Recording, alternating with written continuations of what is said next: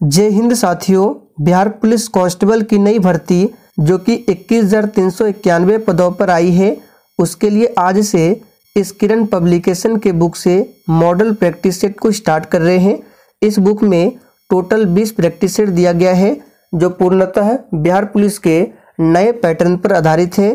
तो आपकी तैयारी के लिए ये बहुत ही बेहतरीन बुक है। अगर आप लोग चाहें तो इस बुक को ले सकते हैं। इस बुक का लिंक इसी वीडियो के नीचे डिस्क्रिप्शन बॉक्स में दिया गया है। तो चलिए इसी के साथ आज के सेशन को स्टार्ट करते हैं। तो जल्दी से आप सभी लाइव में जुड़ जाइए। सभी को गुड इवनिंग। तो मॉडल प्रैक्टिस सेट में सबसे पहले हिंदी के प्रश्न दिए गए हैं। तो आप लोग प्रश्न 1, 2, 3 सभी प्रश्नों को अच्छे से देख लीजिए, क्योंकि इन सभी प्रश्नों को मैं PDF के माध्यम से पढ़ाने वाला हूँ।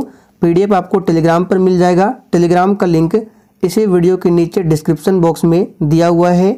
तो चलिए फर्स्ट क्वेश्चन आपके सामने है।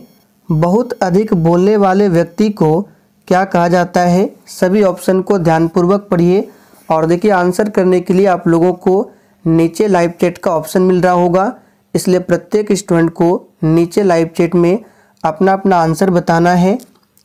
तो यहाँ पर पहले प्रश्न का आंसर क्या होगा? बहुत अधिक बोलने वाले व्यक्ति के लिए एक शब्द क्या है? तो याद रखिएगा वाचाल। यहाँ पे डी ऑप्शन जो ही बच्चे बता रहे हैं उनका बिल्कुल सही जवाब है। दूसरा प्रश्न है, चूरन का तत्सम शब्द क्या है? चलिए आप सभी दूसरे प्रश्न के लिए आंसर बताएंगे। और देखिए बिहार पुलिस के एग्जाम में हिंदी व्याकरण के बहुत ही सिंपल प्रश्न पूछे जाते हैं। आप लोग बिल्कुल आराम से बना सकते हैं। तो चूरन का तत्सम शब्द क्या होगा? तो इसका सही जवाब है बी ऑप्शन चूर्ण। जो ही बच्चे बी बता रहे हैं बिल्कुल सही जवाब है। और चूर्ण का तद्भव पूछे तो चूरन तद्भव है और चूरन का तत्सम क्या है? तो चूर्ण है। आगे देखिए ऋषि संज्ञा शब्द से विशेषण शब्द क्या बनेगा? सभी ऑप्शन को ध्यानपूर्वक पढ़िए और बिल्कुल सोच समझकर आंसर बताना है। तो ऋषि संज्ञा शब्द से विशेषण क्या बनेगा? इसको डायरेक्ट याद कर लीजिए, आर्स होगा। आगे देखिए निम्नलिखित में से कौन सा शब्द निषिद्ध का पर्यायवाची नहीं है? चलिए आंसर बताइए फटाफट से। कौन सा शब्द निषिद्ध का पर्यायवाची नहीं है? तो यहाँ पे सही जवाब क्या होगा? तम। याद रखिएगा तम जो है ये निषिद्ध का पर्यायवाची नहीं है, जबकि रात्रि, रजनी, निशा ये सभी निषिद्ध का पर्यायवाची है। बिहार पुलिस 2023 के लिए इस चैनल पर जितने भी क्लास चल रहे हैं सभी का क्लास टाइमिंग दिया हुआ है। आप लोग स्क्रीनशॉट ले लीजिए। और 7:30 बजे की जो क्लास है ये आपको मेरे दूसरे चैनल पर मिलेगा, दिवाकर स्टडी IQ चैनल पर। आगे देखिए निम्नलिखित अंग्रेजी वाक्य का हिंदी में अनुवाद करें। यहाँ पे सेंटेंस दिया गया है, do I need to go so soon. तो यहाँ पे छठे प्रश्न का आंसर क्या होगा? ऑप्शन ए, क्या मुझे इतनी जल्दी जाने की ज़रूरत है? आगे देखिए किस क्रमांक के वाक्य में निजवाचक सर्वनाम है? चलिए 7 के लिए आंसर बताएंगे। देखिए निजवाचक सर्वनाम किसे कहते हैं? जिस सर्वनाम से स्वयं का बोध हो उसे निजवाचक सर्वनाम कहा जाता है। तो देखिए किस वाक्य से स्वयं का बोध हो रहा है उसका पता लगाओ, ये नहीं होगा। जिसकी लाठी उसकी भैंस, ये भी नहीं होगा। सब काम मैं अपने आप करूँगा, यहाँ पर देख सकते हैं इसमें स्वयं का बोध हो रहा है, तो ये क्या है? निजवाचक सर्वनाम के उदाहरण है। तो सी ऑप्शन आपका सही जवाब है। निजवाचक सर्वनाम से एग्जाम में प्रश्न पूछे जाते हैं। शिक्षा में हेरफेर पाठ के लेखक कौन है? अब देखिए हिंदी साहित्य के प्रश्न हैं और 1 से 2 प्रश्न हिंदी साहित्य से भी पूछे जाते हैं। तो याद कर लीजिए शिक्षा में हेरफेर इस पाठ के लेखक कौन है? तो याद रखिएगा रविंद्रनाथ टैगोर। यहाँ पर ए ऑप्शन जो ही बच्चे दिए हैं बिल्कुल सही जवाब है। रविंद्रनाथ टैगोर को साहित्य के क्षेत्र में नोबेल पुरस्कार कब दिया गया था? तो याद कर लीजिए 1913 में। किसके लिए? गीतांजलि पुस्तक के लिए। आगे देखिए मौत का नगर किस लेखक का कहानी संग्रह है? तो मौत का नगर ये किस लेखक का कहानी संग्रह है? तो याद रखिएगा अमरकांत। यहाँ पे डी ऑप्शन जो ही बच्चे दिए हैं बिल्कुल सही जवाब है। आगे देखिए, टॉलस्टॉय के घर का सबसे महत्वपूर्ण भाग क्या था?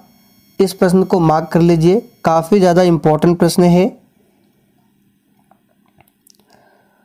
तो देखिए, यह जो प्रश्न है कक्षा 9th के हिंदी के पाठ के टॉलस्टॉय के घर में पाठ से लिया गया है और इसमें क्या पूछा गया है, इसके घर का यानी इनके घर का सबसे महत्वपूर्ण भाग क्या था? तो सही जवाब है उनके पढ़ने लिखने का कमरा। तो बी ऑप्शन जो ही बच्चे दिए हैं बिल्कुल सही जवाब है।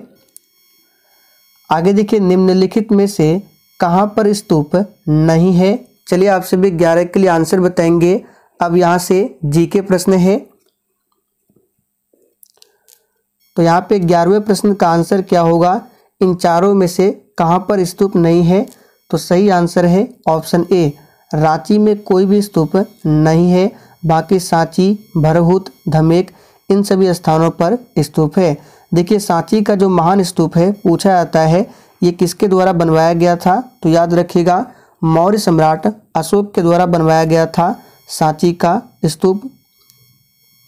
आगे देखिए, निम्नलिखित में से कौन सी पुस्तक जवाहरलाल नेहरू ने नहीं लिखी है?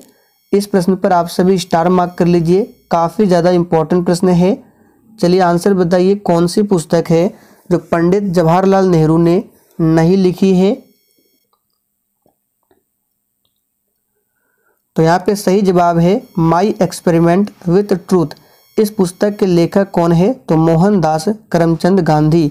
बाकी ये सभी जो पुस्तक है ये पंडित जवाहरलाल नेहरू की पुस्तक है।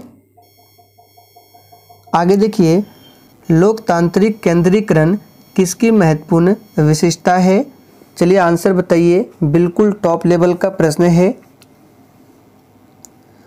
तो देखिए, लोकतांत्रिक विकेंद्रीकरण जो है ये किसकी महत्वपूर्ण विशेषता है?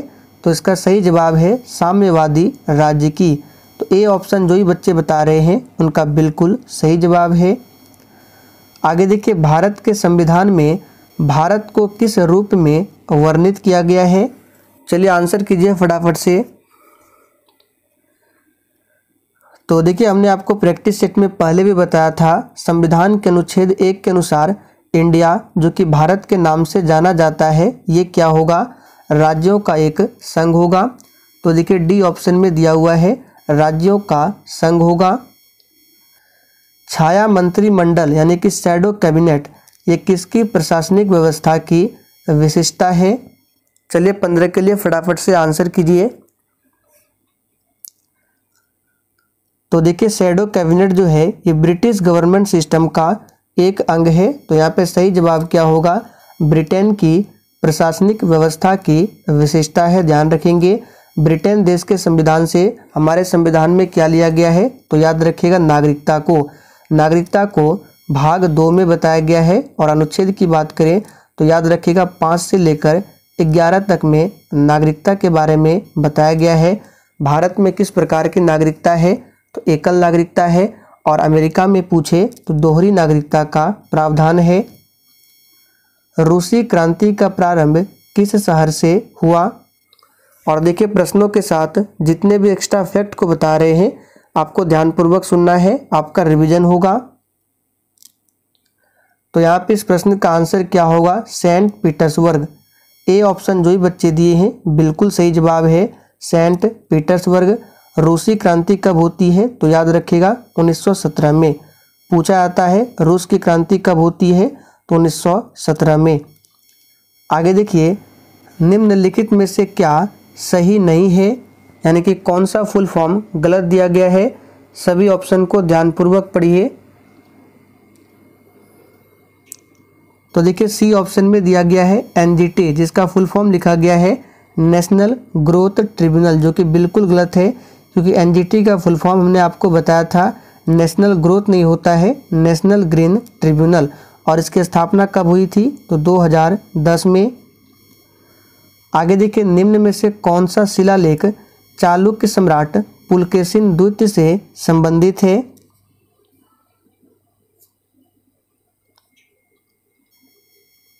तो यहाँ पे 18वें प्रश्न का आंसर क्या होगा, ऐहोल शिलालेख।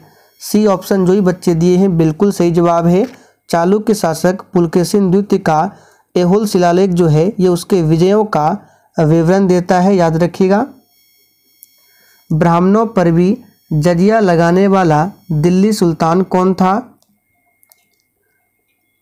चलिए आंसर बताइए 19 के लिए। ब्राह्मणों पर भी जजिया लगाने वाला दिल्ली सुल्तान कौन था? तो यहाँ पे 19 का आंसर क्या होगा, याद रखिएगा option B, Firoz Shah Tughlaq. B option जो ही बच्चे दिए हैं बिल्कुल सही जवाब है। फिरोज शाह तुगलक का कार्यकाल है 1351 से लेकर 1388 तक, याद रखिएगा। अगला प्रश्न है, निम्नलिखित में से कौन सा पर्ल सिटी के नाम से जाना जाता है? चलिए 20 के लिए आंसर बताइए। निम्नलिखित में से कौन सा पर्ल सिटी के नाम से जाना जाता है?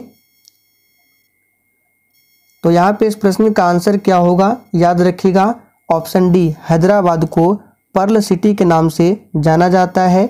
हैदराबाद किस नदी के किनारे बसा हुआ है? तो याद रखिएगा मूसी नदी के किनारे बसा हुआ है। केंद्र और राज्य के बीच केंद्रीय संसाधनों के निर्णय पर परामर्श करने के लिए राष्ट्रपति द्वारा किस निकाय का गठन किया जाता है? और देखिए अगर आपको किसी भी प्रश्न में थोड़ा भी डाउट हो तो आप लोग तुरंत कमेंट करके पूछ सकते हैं। आपके कमेंट का रिप्लाई 100% दिया जाएगा। तो यहाँ पे आंसर क्या हो जाएगा 21 का, वित्त आयोग, याद रखिएगा। वित्त आयोग इसके बारे में किस आर्टिकल में बताया गया है? तो अनुच्छेद 280 के तहत। और वित्त आयोग की नियुक्ति कौन करता है? तो भारत के राष्ट्रपति करते हैं। आप लोग कमेंट करके बताइए राज्य वित्त आयोग के बारे में संविधान के किस अनुच्छेद में बताया गया है? राइडर कप किस खेल के खिलाड़ियों को दिया जाता है? बिल्कुल परीक्षा में पूछा जाने वाला प्रश्न है, आंसर कीजिए।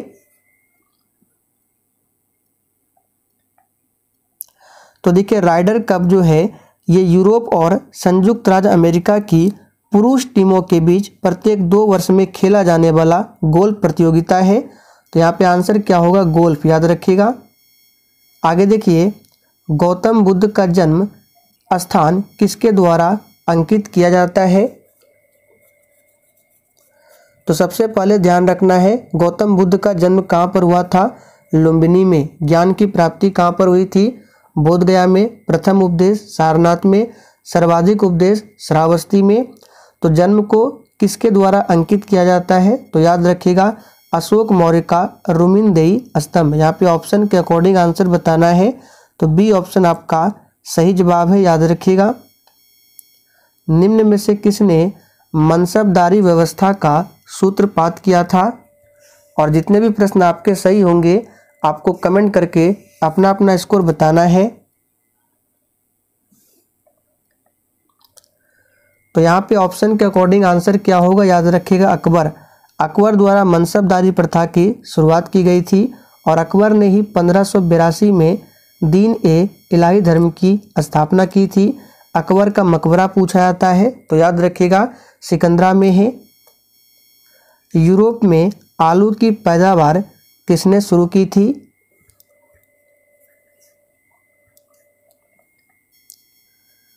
तो दोस्तों यूरोप में आलू की पैदावार जो है ये किसने शुरुआत किया था? तो याद रखिएगा स्पेनिश ने। यहाँ पे सी ऑप्शन जो ही बच्चे दिए हैं बिल्कुल सही जवाब है। बिहार की सीमा से लगने वाले भारत के राज्यों की संख्या कितनी है?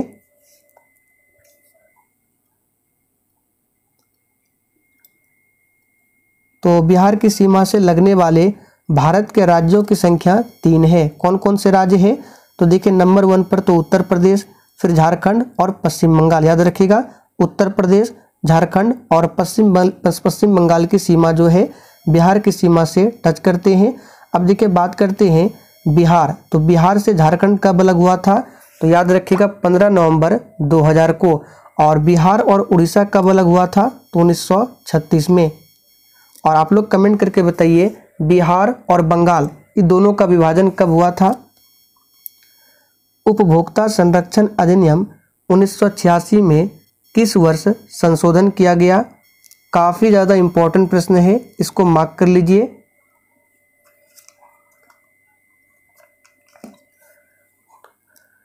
तो यहाँ पे 27 का आंसर क्या होगा? तो जो ही बच्चे ऑप्शन डी बता रहे हैं बिल्कुल सही जवाब है 1991 में। निम्नलिखित में से कौन आज़ाद हिंद फौज का संस्थापक है? और अगर आपको सेशन पसंद आ रहा है तो प्लीज़ आप सभी सेशन को दिल से एक बार ज़रूर लाइक कर दें। तो आज़ाद हिंद फौज, इसका संस्थापक कौन था? तो आप सभी जानते हैं, बहुत ही सिंपल है, सही जवाब है सुभाष चंद्र बोस। बी ऑप्शन जो ही बच्चे दिए हैं बिल्कुल सही जवाब है। भारतीय अशांति का जनक किसे समझा जाता है?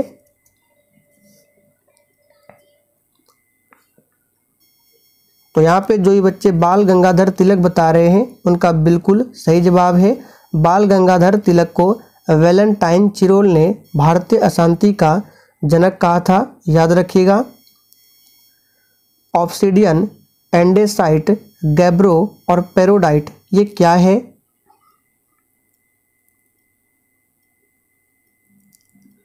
तो यहाँ पे इस प्रश्न का आंसर क्या होगा? तो ये जो है आग्नेय चट्टान है। क्या है? तो ये सभी आग्नेय चट्टान है। अब आग्नेय चट्टान की बात करें तो इसका निर्माण कैसे हुआ है? तो देखिए, आग्नेय चट्टानों का निर्माण ठोस चट्टानों के पिघलने के परिणाम स्वरूप हुआ है और आग्नेय चट्टानों को दो भागों में वर्गीकृत किया जाता है। पहला, वे आग्नेय चट्टानें जो पृथ्वी की सतह के नीचे पाई जाती है, जहाँ प्रवेश करना संभव नहीं है, जैसे कि गैब्रो चट्टान, ग्रेनाइट हो गया, पेरिडोटाइट हो गया। और दूसरा है वे चट्टानें जिनमें से ज्वालामुखी उद्गार निकलती है, जैसे कि एंडेसाइट, बेसाल्ट। आगे देखिए, जहाँ कानून नहीं वहाँ स्वतंत्रता नहीं, यह किसने कहा था?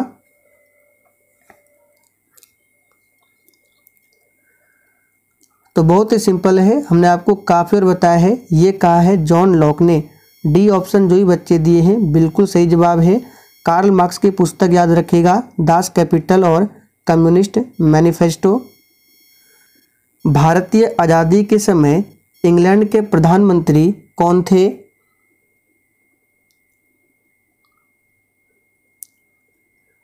तो इसका सही जवाब है ऑप्शन सी, क्लीमेंट एटली। याद रखिएगा, भारतीय आज़ादी के समय इंग्लैंड के प्रधानमंत्री कौन थे?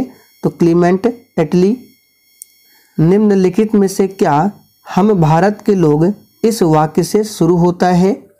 बहुत ही आसान प्रश्न है, सभी ऑप्शन को ध्यानपूर्वक पढ़िए। तो हम भारत के लोग इस वाक्य से क्या शुरू होता है? तो ऑप्शन के अकॉर्डिंग आंसर होगा भारत का संविधान।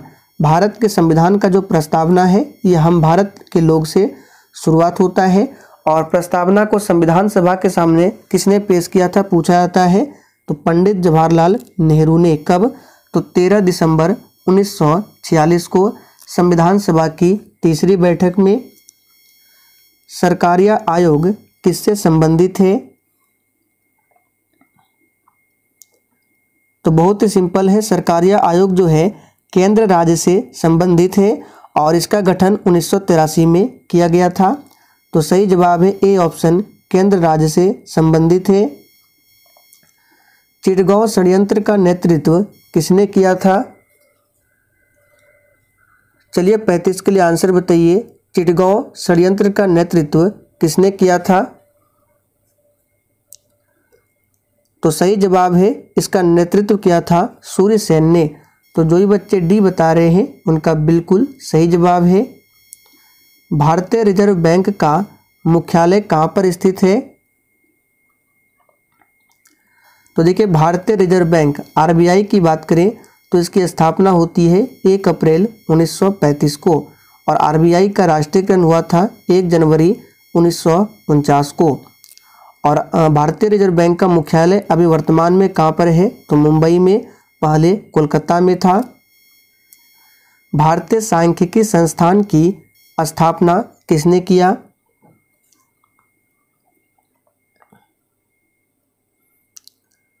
तो देखिए, भारतीय सांख्यिकी संस्थान की स्थापना पीसी महालनोबिस ने 17 दिसंबर 1957 को किया था। याद रखिएगा, 17 दिसंबर 1957 को। तो सही जवाब है ए ऑप्शन। किरचॉफ का प्रथम नियम किस संरक्षण नियम से संबंधित है? चलिए 38 के लिए फटाफट से आंसर बताएंगे। तो देखिए किरचॉफ का जो प्रथम नियम है ये किस संरक्षण नियम से संबंधित है? तो याद कर लीजिए आवेश संरक्षण से। और किरचॉफ का दूसरा नियम पूछे तो ऊर्जा संरक्षण से संबंधित है। आगे देखिए भूगोल शब्द का सर्वप्रथम प्रतिपादन किसने किया था? ये प्रश्न आपके एग्जाम में पूछा जा चुका है और मध्य निषेध सिपाही के एग्जाम में भी पूछा जा चुका है। तो भूगोल शब्द का सर्वप्रथम प्रतिपादन किसने किया? इरेटोस्थनीज ने। यहाँ पे सही कर लेंगे, इरेटोस्थनीज ने।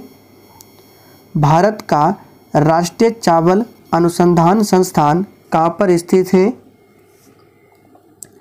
तो राष्ट्रीय चावल अनुसंधान संस्थान और अंतर्राष्ट्रीय दोनों याद रखना है।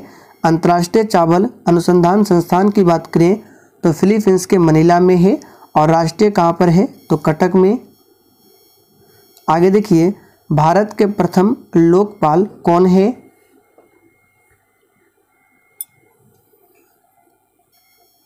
तो भारत के प्रथम लोकपाल कौन है? पिनाकी चंद्र घोष यानी पीसी घोष।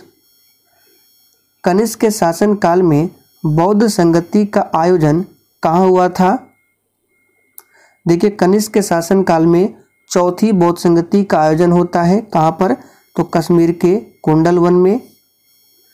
1816 में सुगौली की संधि अंग्रेज एवं किसके बीच हस्ताक्षरित हुई थी? आपको याद रखना है सुगौली की संधि कब होती है? 1816 में। ये किसके किसके बीच में? तो अंग्रेज एवं गोरखा के बीच में। उदयपुर वन्यजीव अभयारण्य कहाँ स्थित है? तो दोस्तों उदयपुर वन्यजीव अभयारण्य जो है ये कहाँ पर स्थित है?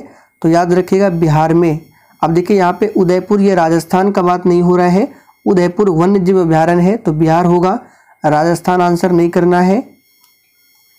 निम्नलिखित में से कौन सा मादा प्रजनन तंत्र का भाग नहीं है? तो सही आंसर है ऑप्शन सी शुक्रवाहिका। ये मादा प्रजनन तंत्र का भाग नहीं है। निम्नलिखित में से कौन तीसरे तीर्थंकर है?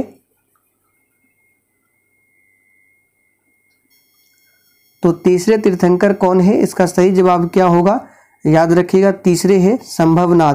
पहला ऋषभदेव है, दूसरा अजितनाथ है, तीसरा संभवनाथ है। 23वां पूछा जाता है और 24वां। 23वां कौन है आप लोग कमेंट करके बताइए। और 24वां आप सभी जानते हैं महावीर स्वामी। एशिया और उत्तरी अमेरिका को अलग करने वाली जलडमरू नदी का नाम क्या है? तो बहुत ही सिंपल है, एशिया और उत्तरी अमेरिका को अलग करने वाली जलडमरू मध्य का नाम है बेरिंग जलडमरू मध्य। भारत में राष्ट्रीय मतदाता दिवस किस दिन मनाया जाता है?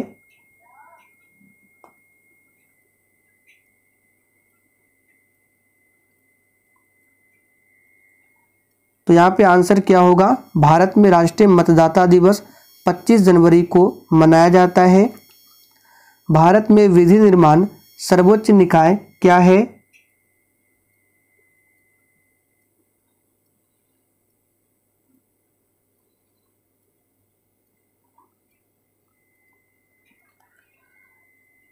तो यहाँ पे आंसर क्या होगा 49 का? तो सही जवाब है ऑप्शन ए संसद, याद रखिएगा। आगे देखिए निम्न में से कौन सा मूल अधिकार आपातकाल के समय भी निलंबित नहीं हो सकता है?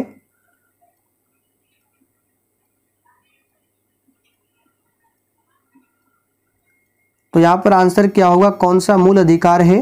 तो ये है जीवन की सुरक्षा का अधिकार। तो चले दोस्तों आज के लिए इतना ही। सेशन पसंद आया हो तो आप लोग कमेंट करके बताइए ये सेशन आगे चलना चाहिए या फिर नहीं।